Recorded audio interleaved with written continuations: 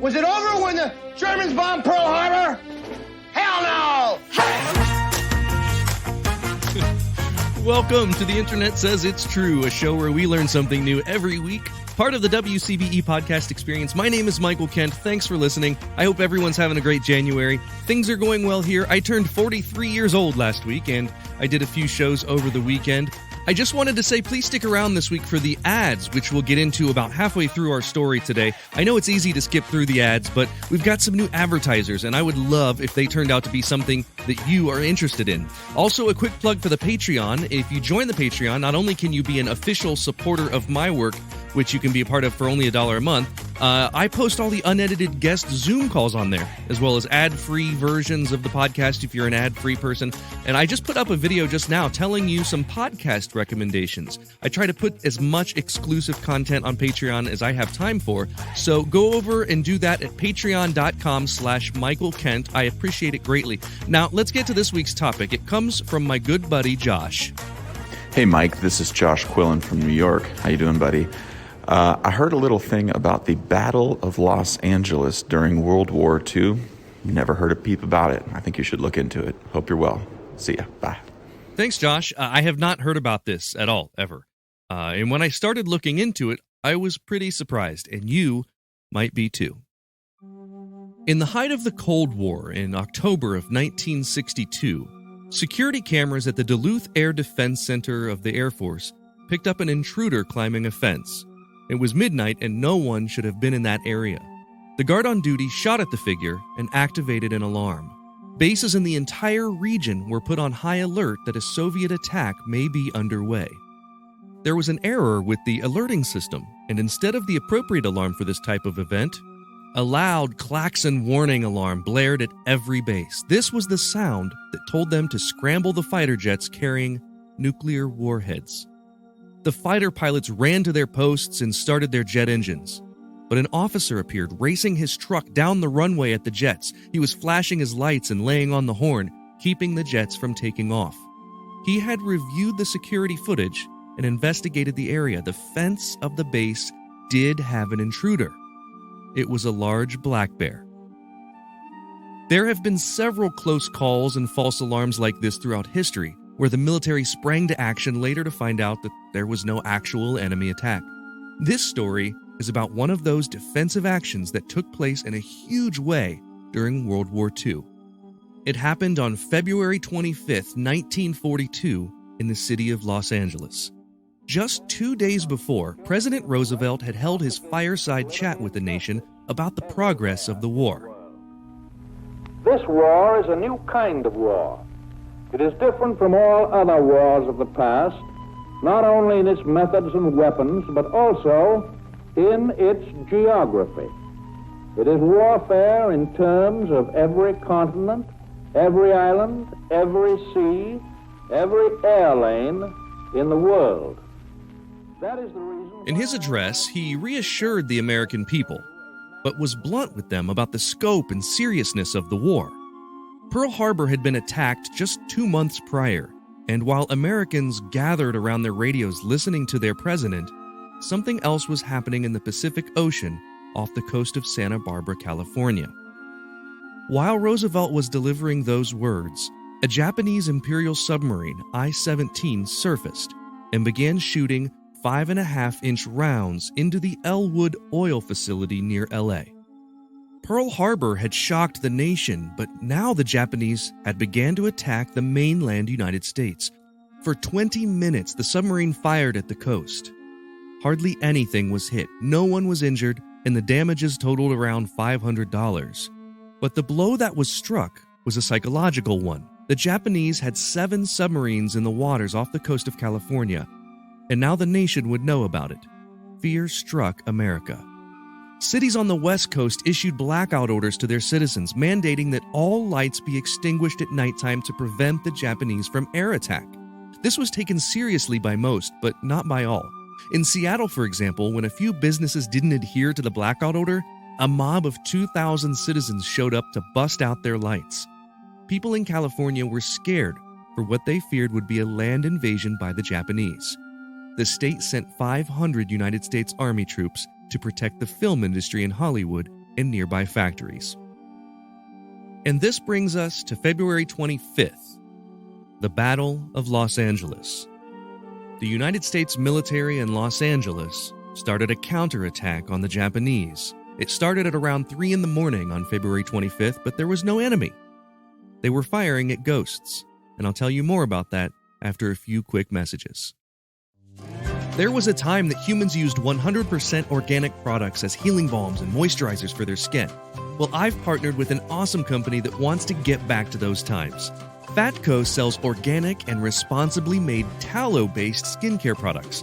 For centuries, humans used tallow in skin moisturizers and healing balms, but unfortunately, the topical application of these fats seemed to stop around the same time that animal fats stopped being considered part of a healthy diet. A lot of modern skincare products do more harm than good by stripping your skin of its natural oils. Let's change that. You can try them out now at fatco.com and get 15% off your order by using my promo code INTERNET. Go to theinternetsaysitstrue.com/deals for the link. I love a good old-fashioned, quality bourbon, natural ingredients. When it's done right, it's just perfect. Well, I found this company, In Booze. They make natural ingredient cocktail infusions with fruits, herbs, and spices that help you create a drink at home with your favorite alcohol out of ingredients that you know and trust. It's actually a pretty easy process, too. You just buy a kit from In Booze, whether it's the red wine sangria infusion or the spicy margarita. Then you add the infusion to your own alcohol, and then you let it sit. You let it infuse for 3 days. Then you're ready to party with a natural flavor, amazing tasting cocktail. You can also find recipes for mocktails if you're not an alcohol drinker. Go check out all the infusions they have to offer at inbooze.com. That's INBOOZE.com. And let them know I sent you. I've also put the link on my deals page on my website. When the pandemic hit, I decided to create a weekly talk show online called Joke, Story, Trick Live. It started small but ended up huge with 45 live episodes, celebrity guests like U.S. Congressman Mark Pocan, comedy writer Bruce Vilanch, and actor Larry Hankin. I've put them all on my Patreon for you to watch whenever you'd like, and the best part is they're available at all levels of membership. That means whether you're paying $10 a month or $1 a month, they're all there for you to watch. Not only that, but by joining, you can watch each week's guest interview of this podcast. I take the video from the raw Zoom call with no edits, and I just put it up there every week. You can join now starting at $1 a month at patreon.com/Michael Kent. Just type in patreon.com/Michael Kent, my name. I can't wait to see you there. It's been getting colder lately, so it's been time to wear my favorite fleece jacket. It's made by Scotty Vest, and I love it because it's got a pocket for everything. It's perfect for traveling around and holding all my stuff. And when I say it's got a pocket for everything, I don't just mean it has a lot of pockets for no reason. Every pocket has its own functionality. Like there's one for my sunglasses that has a built-in lens cloth, and there's a pocket for my phone that has a clear plastic window on the inside. And there's a pocket for a wallet or passport that has RFID blocking technology. I'm not really sure what that is, but I think it's important for, passports. Anyway, Scotty Vest is a clothing company I believe in, and I'm confident they've got something that you'll love. The best thing you can do is take a look at all the awesome pocket-packed apparel on their website.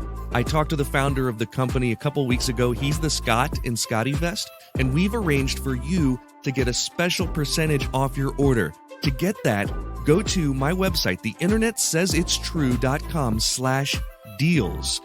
Or just go to the website, click the deals link. I've also put that link in the show notes. Now, let's get back to our story. It was 2:15 in the morning on February 25th, 1942, when radar detected something in the air 25 miles off the coast of Los Angeles. Air raid sirens were triggered, and a mandatory blackout was ordered from LA all the way south to the Mexican border. Panic set in when radar contact with the object was lost. The coastal defenses were already on high alert. For the entire day previous, our Office of Naval Intelligence had issued a warning that an attack was expected. Throughout the night, every flare, every blinking light, and sparkle was reported to the coastal defense. So when thousands of air raid sirens were now blaring, everyone thought this was it. Mainland USA is under attack from the Japanese. Searchlights scoured the sky looking for what had been seen on the radar. At 3:16 a.m., the shelling began. The 37th Coast Artillery Brigade started shooting their .50 caliber machine guns into the night sky. This was followed by 12.8-pound anti-aircraft shells. Defensive stations in Inglewood, Santa Monica, and all throughout the Los Angeles area were firing into the night sky. One report noted that the air over Los Angeles erupted like a volcano. Anti-aircraft guns went into action against unidentified aircraft in the Los Angeles area shortly after 3 a.m. Pacific wartime this morning. The anti-aircraft guns began barking during a blackout ordered by the 4th Interceptor Command at 2:25 a.m. The unidentified object, which some sources thought might be a blimp, moved slowly down the Pacific coast from Santa Monica and disappeared south of Long Beach. Finally, an hour later, the all-clear signal was given and the shelling stopped.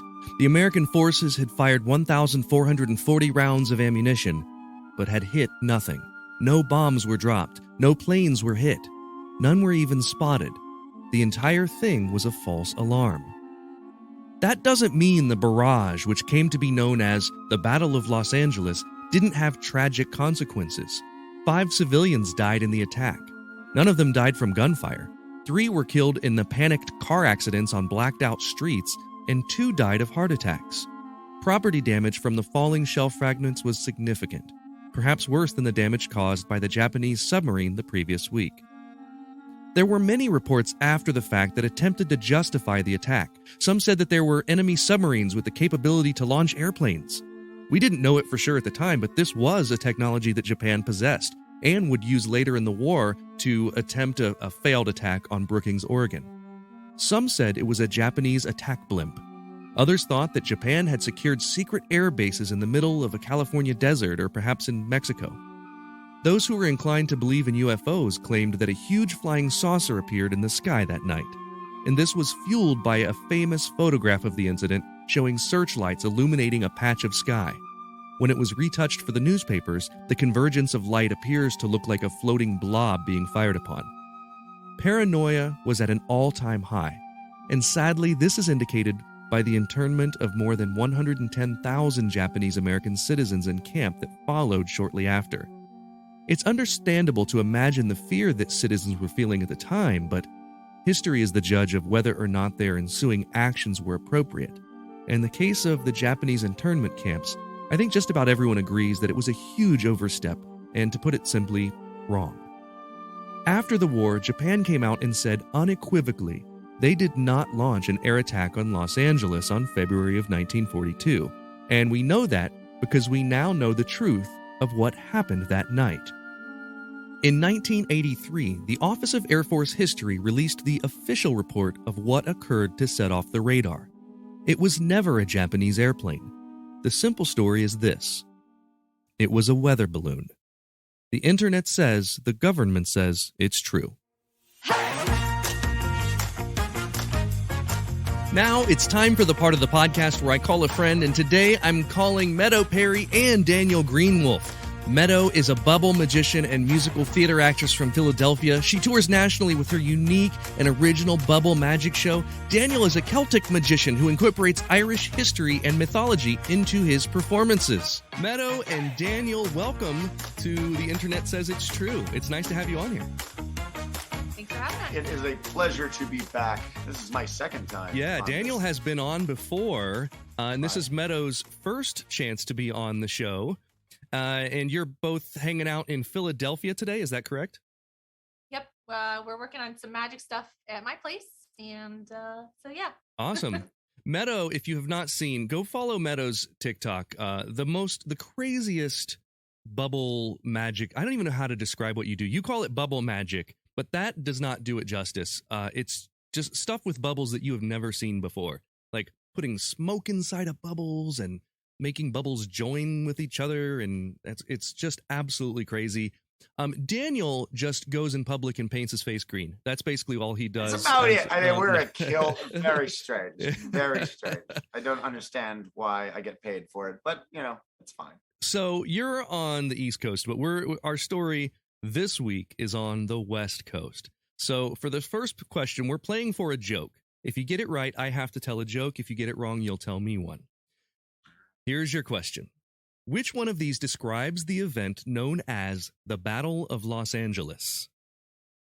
Is it A, it was a battle fought between the city's pest control companies and a pervasive rat problem? B, it was a ground-to-air attack on an enemy that the military thought was the Japanese invading California? Or C, it was a brawl at Dodger Stadium between Dodger fans and visiting Angels fans? That sounds like a thing that I don't know. baseball fans would do. It does, but like B sounds more legit. That's my problem. Like, I'm almost concerned because I feel like for LA, the legit answer may not be the way to go. I don't know. That's But- actually a pretty good rationalization. The Yeah, fact that- like it's too. But A is like way out. I feel like there's A is no more an way. East Coast thing. I feel like East Coast, we have the rat problems, and like New York owns Pizza Rat. You can't like That's true. suddenly. Yeah. So I'm gonna go with B. you're gonna go B. I'm gonna go. I mean,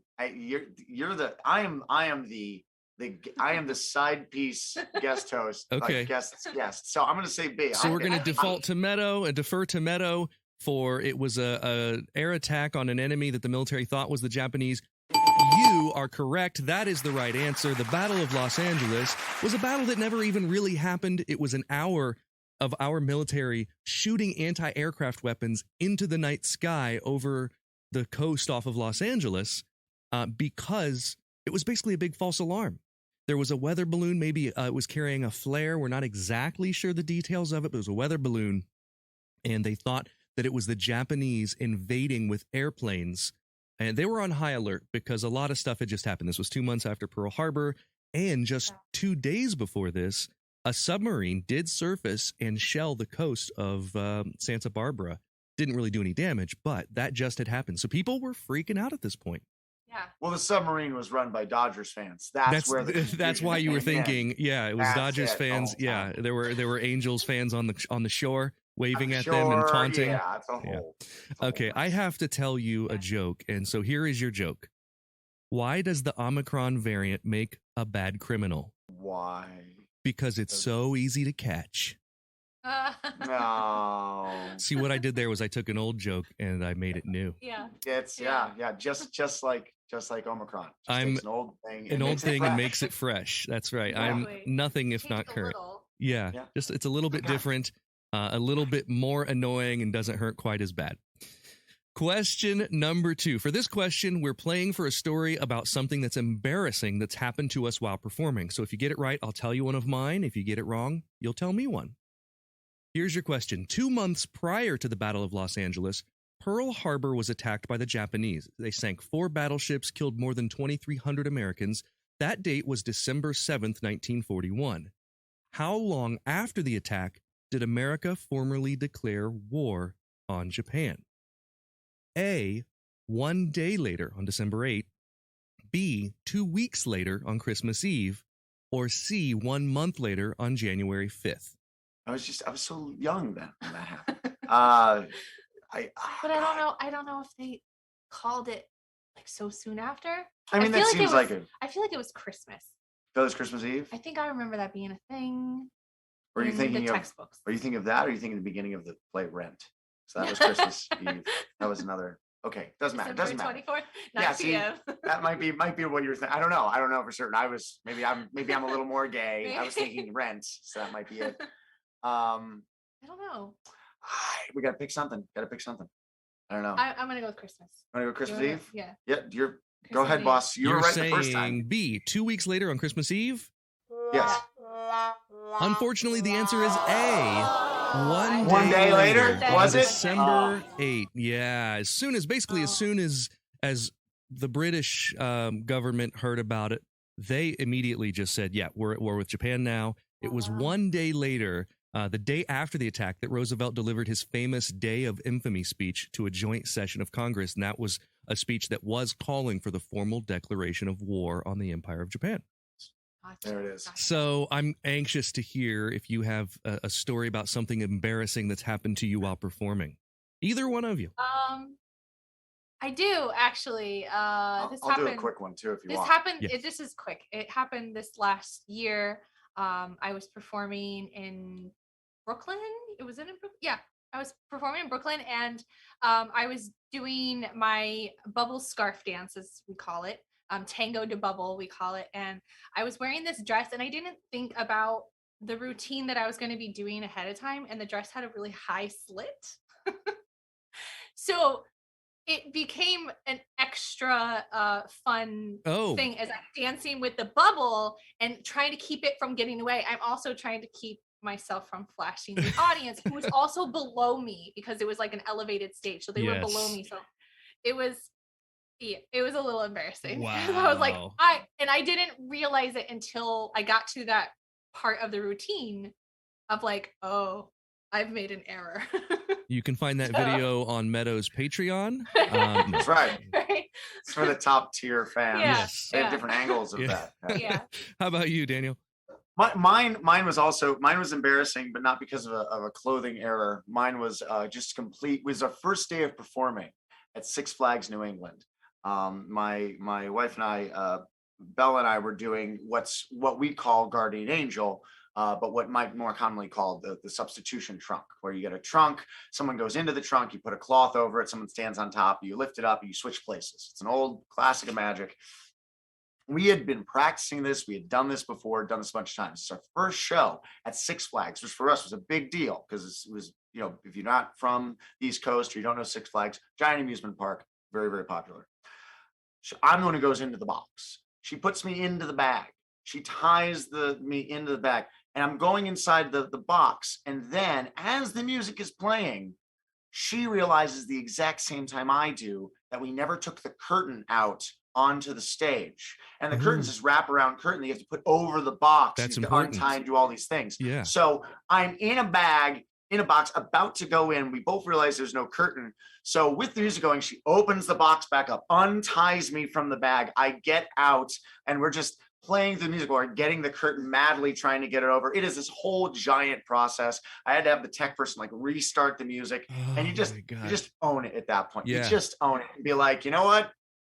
Everybody has those days, and we just did it. It went over well, but I felt like such an idiot. Just hearing about it makes me hot. Like I get hot, right? That type of thing. I have those nightmares where I'm halfway into the routine, or too late to stop the routine and realize I have not set any of the props for that routine, and then you're and I've had that happen in real life too. So it's not just a nightmare. Well, you are 1 for 2 so far. Here's question 3. And for this question, we're playing for a coveted The Internet Says It's True sticker. These are 3 inches square and they're sticky. And the only other way to get one of these is by joining the Patreon. I send them to everyone who joins the Patreon. You get a whole pack of stickers. It's just it's a fun little thing. And I appreciate people sticking those on things and telling people about the podcast. Now, our story this week centers around attack from Japanese during World War II on the West Coast, but similar stories happened on the East Coast. I had mentioned during the story that there were blackouts up and down the West Coast. Well, that also happened on the East Coast because of the threat of German attack. So these similar stories happened with the threat of German U-boats. One German U-boat sank off the East Coast in 1945 and was discovered in 1991 by divers. This is a multiple choice question. Where was it found? A, was it 100 miles off the coast of Florida? B, 500 miles off the coast of North Carolina? Or C, 60 miles off the coast of New Jersey? If it's New Jersey, no one would notice in the ocean. They'd be like, oh, there's more garbage in the ocean. That must be New Jersey. I feel like 500 miles off the coast of did you say North Carolina? North Carolina. I tend to go in the middle range because that's the safe option usually. I don't know if the Germans felt the same way. I don't know. The Germans definitely didn't go the safe option. What matters is what the Germans think. Exactly. What do the Germans think? Why did we ask that question more often? Are the Germans more likely to be 100 miles off the coast of Florida, 500 off the coast of North Carolina, or 60 off the coast of Jersey? I think they're 60 off the coast of Jersey. I think they're just, for me personally, I feel like they're very precise. I feel like the Germans, they understand. They go, that's Jersey. And you know what happened was, I bet you they got all the way to Jersey. Then they got to Jersey, said, and then they went back. But by that time, they were already getting sunk. Just thank God you do Celtic magic and not German magic, because that was a terrible accident. Well, I know it was. I know. I'm aware. I'm aware. And if anybody from Germany who's listening to this right now or watching this, I just want you to know deeply, I apologize to you and your schnitzel. So there you go. It's very good. So what do you want? I think maybe we'll go with that. Try that Jersey? Sounds good. And what the heck? Yeah. All right, we are gonna say we're locking it in 50 miles. 50 miles? 60. Off the coast of Jersey? It was 60. 60. And 60. Okay, I'll say 60 miles off the it's coast a of good Jersey. thing that, Meadow, that you trusted Daniel this time, because you are correct. It was 60 miles off the coast of New Jersey. They found this German U-boat. And here's the interesting thing. When they found it, they wanted to know how it sank. It turned out this German U-boat torpedoed itself. So it fired a torpedo, which accidentally went in a circle and came back. And that's how that sunk. And it's still there. So it's apparently still a thing that divers go and look at occasionally. Even blowing themselves up, they're very precise. I'm very impressed. Good job. All right, you're 2 for 3. You're doing well. Now let's move on to question 4. For this question, we're playing for a video, and here's my idea. You're a bubble magician, Meadow. You do amazing things with soap and water. And if you get this question wrong, you've got to make a short video for social media. Maybe you're talking about bubble magic, but inexplicably, you call them bibbles through the whole video without mentioning why. Just a normal video, but bibbles the whole way, and you don't mention why, as if it's 100% normal to you to call them bibbles. Okay. It's so funny because my autocorrect, it corrects bubbles to Bibles all the time. To and Bibles? Bible magic doesn't sound. That's very amazing. act. It is a That's very, very different act. All right. So if you get this one wrong, it's a video about bibbles. Here's your question. One of the most famous false alarms in our military history happened on the morning of November 9th, 1979, when Jimmy Carter was told that NORAD analysts had witnessed hundreds of nuclear missiles being fired at the U.S. It turned out to be a mistake, which was discovered just before the U.S. launched a counterattack. From what country did NORAD think the missiles were launched? A, Canada, B, China, or C, the Soviet Union? I remember the documentary about this. It was called War Games. It starred Matthew Broderick, and I don't think that was a documentary. I feel like it would be Soviet Union. Well, of course. I mean, of course, you would think that seems like the obvious one. Yeah. Something again. I don't know. This guy wants you to do bibbles real bad, know, so I think I he know. could throw that in there as because everybody thinks Soviet Union around that time, right? Right. You know, nobody expects an attack from. No one expects Canada. Nobody Like expects that. Canada. If I was going to attack America, I'd do it from Canada. Right, because no one knows it's coming. No one. You knows. can technically be arrested for having said that. Oh, I'm sorry. Let me say let me rephrase that. There To was the an if. people of Canada. To the people of Canada, I would like to tell you, at least you're not from Jersey. So there you go. There's to my 3 Canadian listeners. Yep. I'm so sorry. I'm so very sorry. It's okay. What do you think? Canada, China, or the Soviet Union? Let's pick one of This them. is hard. It's tough. It's I'm very gonna tough. end up saying bibbles. You're gonna say bibbles. I don't know. You're right though. The Canada one is definitely like It seems so awkward because it seems like if they're gonna get it wrong, they might as well get it really wrong. right.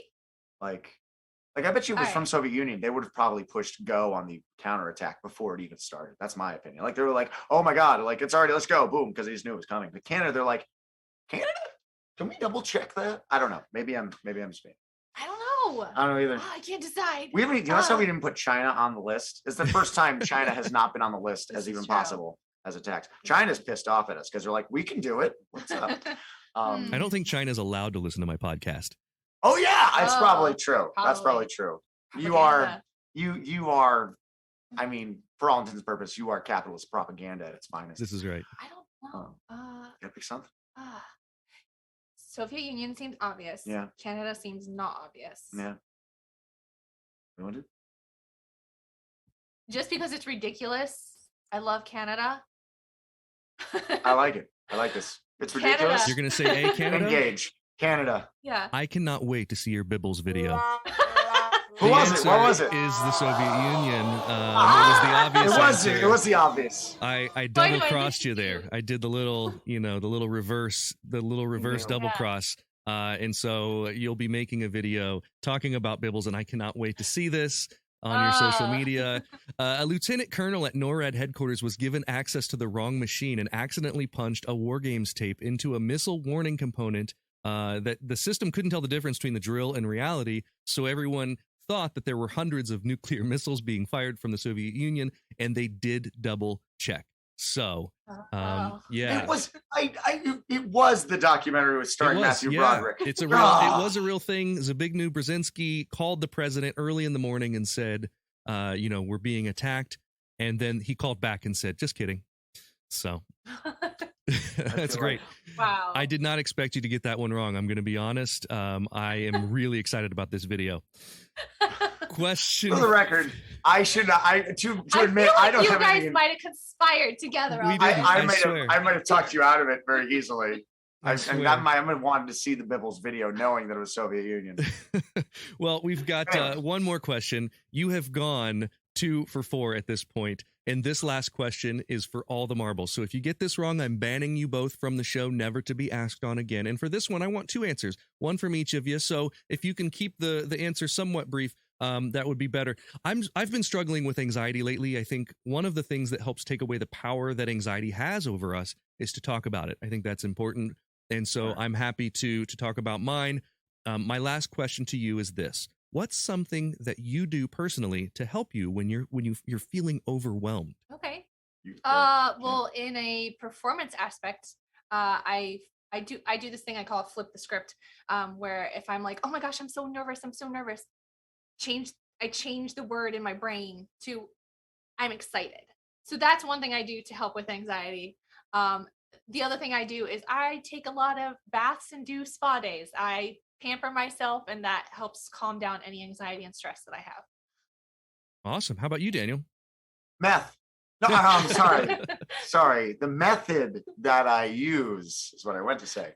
I would say, honestly, I'm a 3rd degree black belt in Tang Soo Do, which is a Korean martial art. It's actually the older cousin of Taekwondo. And I love training.